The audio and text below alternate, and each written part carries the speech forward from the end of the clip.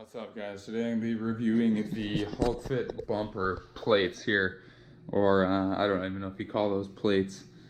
Yeah, dumbbell bumpers. So I did a review of this Hulkfit dumbbell.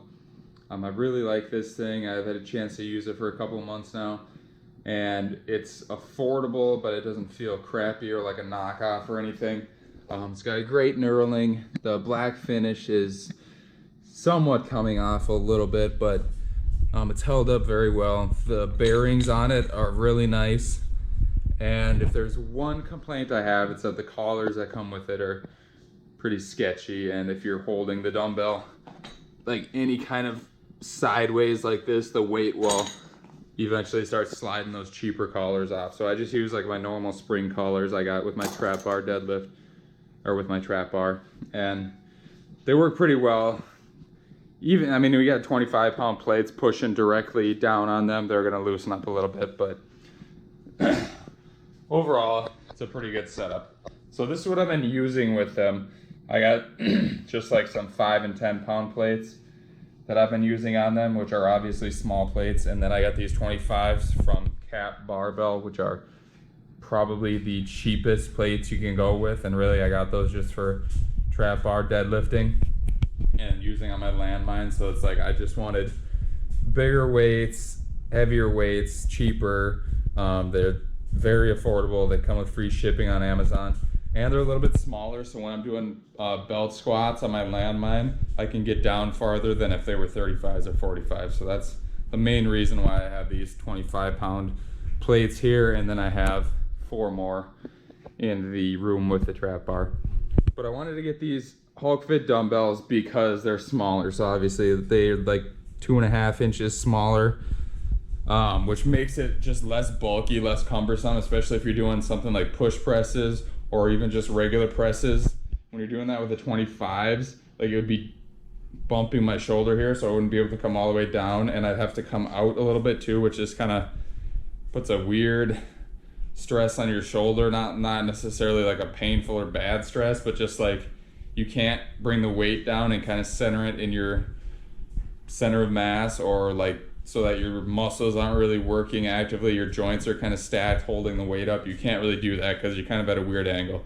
So it just fatigues you faster, which isn't really necessarily a bad thing unless you're trying to really build your overhead press strength. You don't want to be wasting your strength trying to hold the thing in the bottom position. You want to use all your strength for the actual pressing movement itself. So that's what I got these for. I haven't even put them on yet. I'm going to check it out a little bit, see how they work.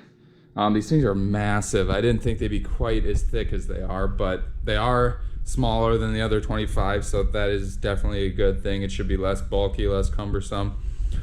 They are like a super hard rubbery plastic.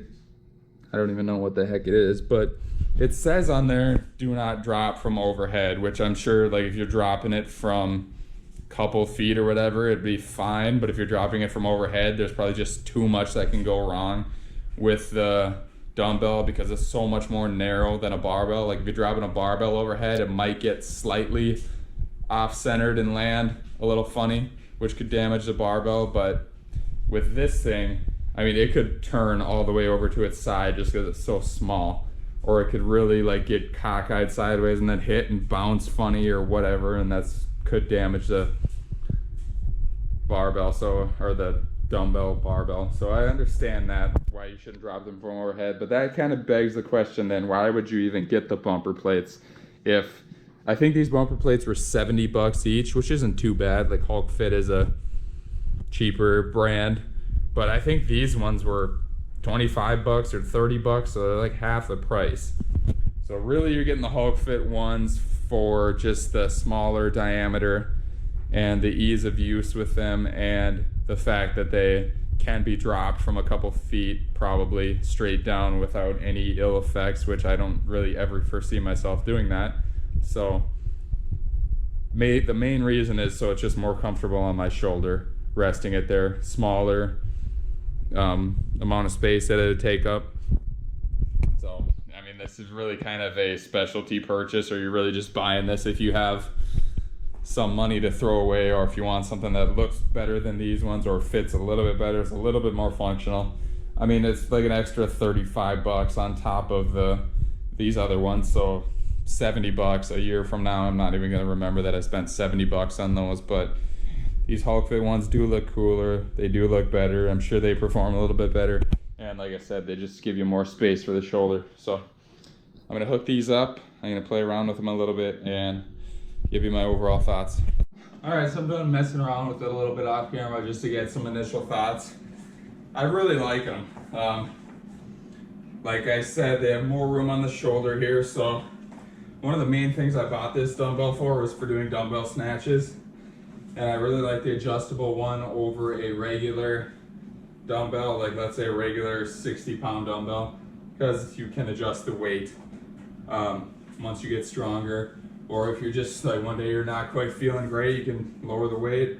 One day you're feeling really good, you can put some more weight on it.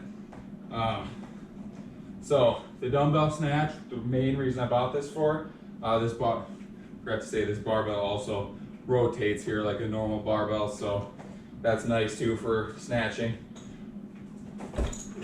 It's a great explosive single arm lift, less technique driven than like a regular snatch, and more so about just power. Like it's like a muscle snatch getting up here. You're not coming down way deep into a overhead squat accepting the weight.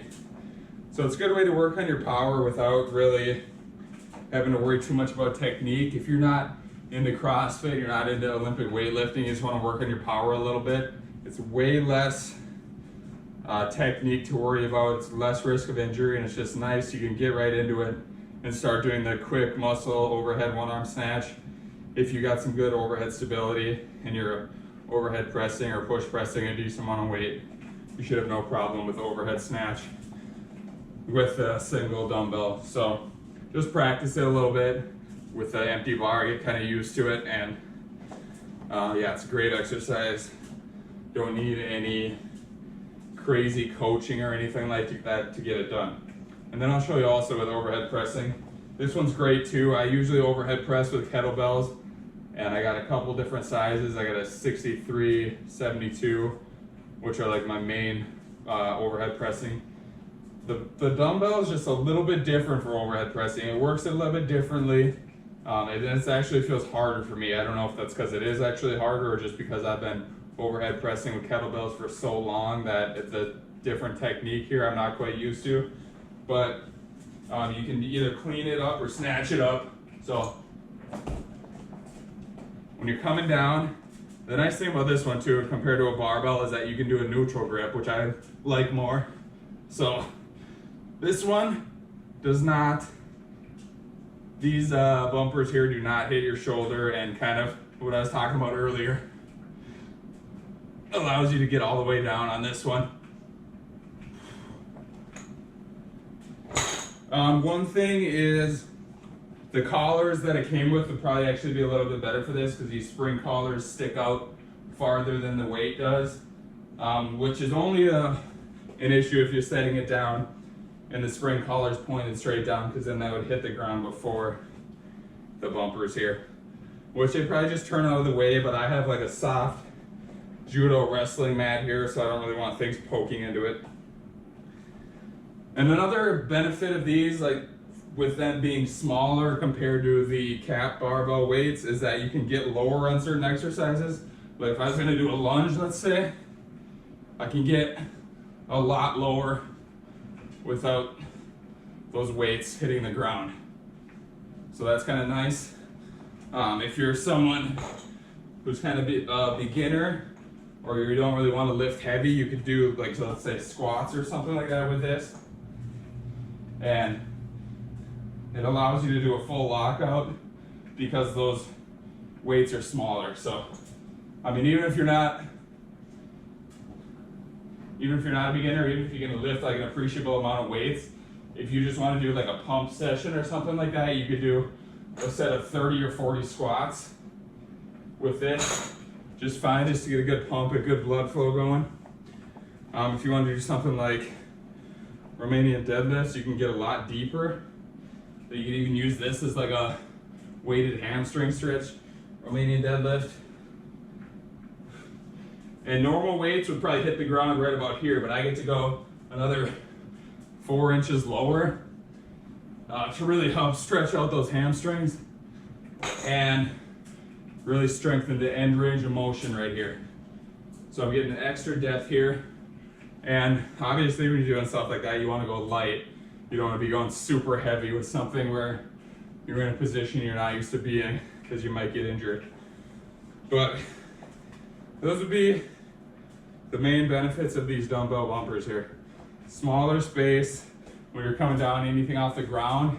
Even with the snatches, I have to get lower into the snatch because it's not sitting right here where it normally would be.